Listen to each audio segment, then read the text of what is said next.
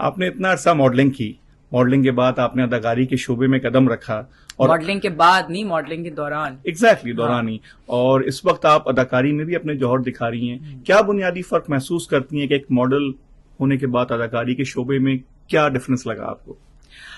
Modelling جو ہے وہ بہت زیادہ گلیمرس ایک فیلڈ ہے، اور آپ کا صرف بیوٹی کے اوپر جو ہے وہ آپ کے فوکس ہوتا ہے، لیکن جو اداکاری ہے وہ بیوٹی سے ریلیٹڈ نہیں ہوتا ہے. اداکاری in it self is a skill, اور وہ اسکل جو ہے وہ ہر کوئی نہیں ہے، ہر ایک کے پاس وہ اسکل نہیں ہوتا ہے، اور وہ اسکل آپ کو سیکھنا پڑتا ہے، اور اس کے اندر بہت I would say there is a lot of chance to learn and to get better. Modelling I would say is a whole lot easier, and مجھے لگتا ہے کہ ہر کوئی ماڈلنگ کر سکتا ہے اگر آپ کی شکل ہو، صورت ہو، ایک ایٹیٹیوڈ ہو، کانفیڈنس ہو، آپ کو بولنا نہیں پڑے. ضروری نہیں ہے، کیونکہ ظاہر ہے as a model you don't need to speak.